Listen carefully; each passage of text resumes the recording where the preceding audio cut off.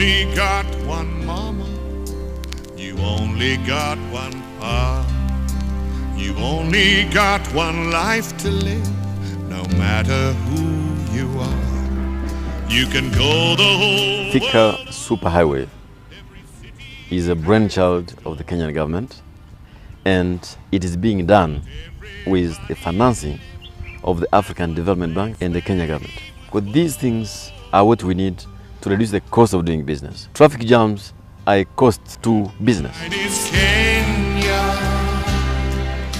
It is perhaps the most ambitious and impressive infrastructure project in Kenya's history. A massive 8-lane superhighway that stretches all the way from the country's capital, Nairobi, to the industrial town of THIKA, some 50 kilometers that way. Actually, make that 50.4 kilometers to be precise, because when it comes to building roads, every inch counts. There it is, holding it now in 2, 3. There it is. The road is now officially open. It is now my pleasure to declare Nairobi THIKA Superhighway officially open. It is the pride of a country, region, and continent, and an example of a warm and growing partnership between a government and a bank that's fast becoming the go-to bank in Africa. The African Development Bank fully funded the 31 billion shilling or $250 million project. So I want to salute the wisdom of the Kenya government here. Infrastructure is a means to an end. The end is trade and movement of people and goods. That is the way to go. We need more connectivity, roads, waterways, urban systems, rails, and so on. This is how you construct an economy. You begin at the beginning. This is the backbone of an economy. Many here admit it is definitely money well spent for a road network that was a long time coming and couldn't have come at a more opportune time. I thank the African Development Bank, which has partnered with us in the financing of many infrastructure projects across the country. The bank has funded Lot 1 and Lot 2 of this project. I particularly thank the bank president, Mr. Donald Makaberuka, for his unwavering support that has contributed to the transformation of our roads subsector. For years, Kenya's infrastructure was considered dilapidated at best. The last time this same road network was expanded was back in the early 1970s, from 2 to 4 lanes. But 40 years later, there has been an urgent need to further expand this road network, which sees more than 60,000 vehicles a day plying this busy thoroughfare. Yes, we were struggling indeed because of finances. Very little that is visible. Very little that is visible. Yeah. In roads, I think the biggest thing that we could really talk about is the drawing of the section from THIKA to Makutano, the building of the THIKA road. Then it was dual-right. Basically, the reasons are we were not getting any financing from our development partners. The relationships were so bad. I think the whole of the 1990s in terms of infrastructure development was a wasted decade. Yeah. Because there was very little resources coming in. People say that we were able to, survive without assistance. The THIKA Superhighway expansion project is set to transform the entire landscape and economy of the capital and its environs. 5 years ago, I drove on that road because I was checking how it is. It took me hours. It was bad. Not very bad, but it was bad enough. Yeah. I came here for the inauguration of the works. And I've driven on that road. I'm extremely pleased and proud that we could have joined effort with the Kenya government to have this kind of infrastructure which Africa needs. Numerous global companies competed for the tender to build the superhighway, and in the end, 3 Chinese companies were awarded the contract to construct the road network, which is set to not only ease the endemic traffic congestion in the Nairobi metropolitan area, but also increase the speed and rate of doing business. The bank has played a key role in getting that road off the ground, and we are pleased with that. Of course, we value the partnership that the Chinese bring on board. They have assisted Africa in ways that we never imagined before because of their large resources. This highway, Your Excellency, will serve to open up trade routes all the way to Ethiopia and beyond, and complement the envisioned Kenya shillings 2 trillion LAPSET project, which is also a Vision 2030 flagship project. Vision 2030 Delivery Board, we acknowledge the fact that these projects would transform our regional economies through increased trade, integration and interconnectivity with our neighbors, namely South Sudan, Sudan, Ethiopia, Somalia, and other Horn of Africa neighbors. Construction began in April 2009 and involved expanding the 4-lane carriageway and doubling it into an 8-lane superhighway. The superhighway is supported by 2 bypasses: the eastern bypass that connects it to another highway known as Mombasa Road, and the northern bypass connecting it to another highway known as Waiyaki Way. These 3 then form what's known as the arteries that service large motor vehicle traffic to, from, and through the heart of the Nairobi Central Business District. So if we had started the southern bypass, the eastern and the northern are now getting completed. THIKA Road would have been there.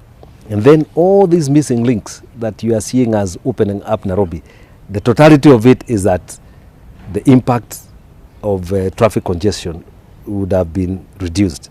The superhighway also required the building of an intricate web of everything from tunnels and underpasses, interchanges and roundabouts, flyovers and overpasses, all aimed at easing congestion.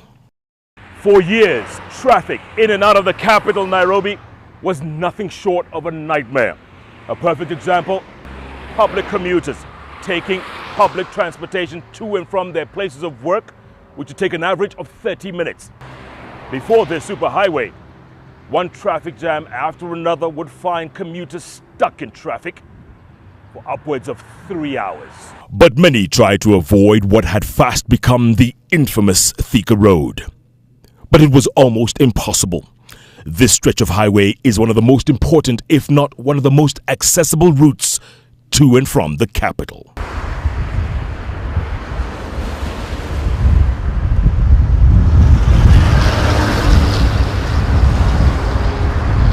These minibuses, locally known as matatus, form the main mode of transportation for the thousands of commuters that make their way to and from the capital daily.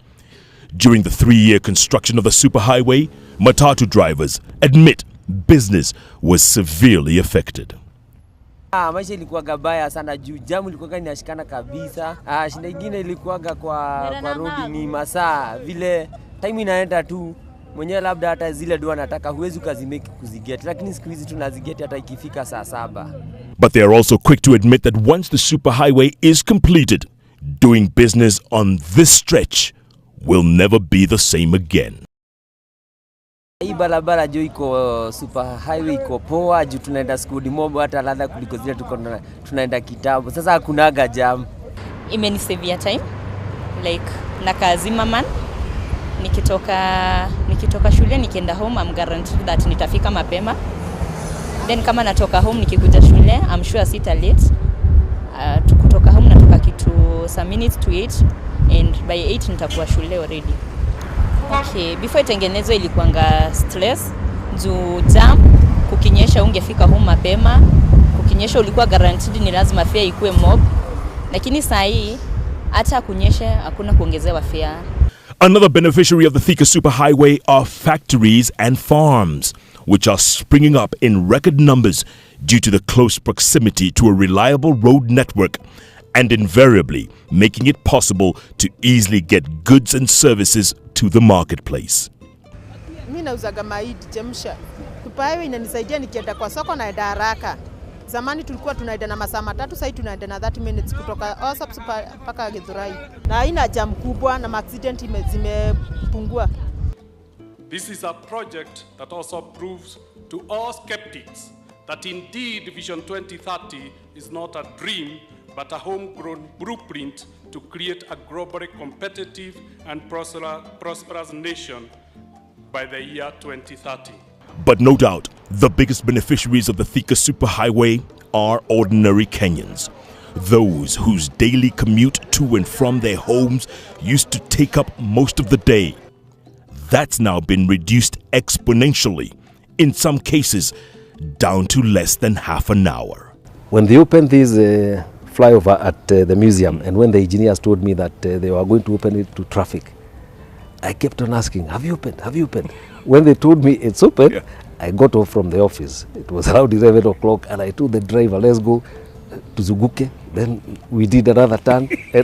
I wanted to stop there and have a feel, but I felt like a boy. Yeah. So there's that feeling. It's exciting. It feels good. Yeah. Before the THIKA superhighway was built, traffic was a nightmare. It would take probably two hours to 2.5 hours to get to town. What we would do was you use a different route, a longer route, so that you avoid coming to work probably 2 hours late. Because of that, we used to use a lot of fuel. First of all, I would say there's a major difference right now. We probably use 3,000 a week. We used to use around 6,000 to 7,000 a week. Now we have actually seen there's a difference. It actually takes 15 to 20 minutes to get to town. And I would say the traveling costs now have gone down by half the cost of what we used to use like a year ago. Na nisaidia juu watoto wangu wanapitia hii barabara wakienda shule. Sasa kwenda kwa shule watoto saa hii wanafika mapema juu barabara imekuwa mzuri. Inanisaidia juu hakuna jam. Nikienda town naenda na dakika kama 5 hivi.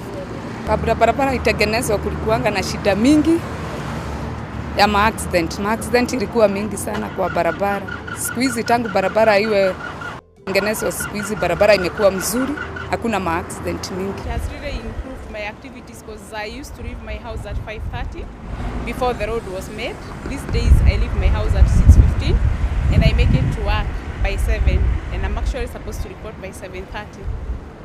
So I find it very convenient for me. Even in the evening, I'm also able to reach home very early. But even before the paint has dried on the overpasses and the zebra crossings, there are challenges already facing commuters and road users. Vandals and thieves have been having a field day with the freely available steel poles and solar panels, something even Kenya's president says has to be sorted out sooner rather than later.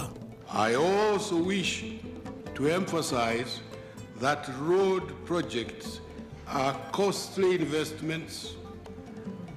Installations such as lights, road signs, and guard rails are put in place for the safety of all road users. It is therefore in the interest of all of us to be vigilant and report vandals or those who are found to be trading in road furniture stolen from our roads. I direct security agencies to be more aggressive in dealing with this menace. One positive indication of growth and development in any burgeoning economy is in its road network. Kenya has targeted the year 2030 as its goal of reaching middle income status. Barabara vile imekuwa, mimi nimeona imefanya mambo niweze nikaona mbele. Sababu mbeleni haikuwa hivi, hata watu wakitembea barabarani walikuanga na uoga. Kwa sababu hii barabara kwanza wakora walikuwa na handa watu sana. Kwa njia magari njia zingine, lakini saa hii unatembea ukiwa free. The THIKA Superhighway is one step closer to achieving that milestone, along with other road networks currently underway, thanks to organizations like the African Development Bank. And by the way, it's not here alone. If you go further south in Tanzania, we're doing pieces of infrastructure there, which will make it possible, once also the Moyala Road is finished, to go from Addis to Durban and do business. That is what Africa needs. Addis to Durban. Absolutely. And that's going to happen. It will happen. In our lifetime. In the next decade. It is hard to imagine that it only took a little over 3 years to build this complex network of highways and byways. Imagine if such a project had been undertaken 10 or even 20 years ago. It is safe to say Kenya would not only be a regional giant, but a continental powerhouse as well. The THIKA Superhighway, a perfect example of what the continent's leading bank is doing to overhaul and transform the infrastructure, economy, daily life, and standard of living of the people of Africa. When the Millennium Development Goals were adopted in 2000, the first objective was eliminate global poverty. And that meant get to growth rate of 7%. People did not believe Africa would get there. We are there. People are looking at Africa. Africa was another eye. And when they see us putting 10 million, 50 million, 100 million in a country, they come to us to ask, hey, what's going on there? What are the opportunities? So they come here to learn. They come here to do things. And I like what is happening.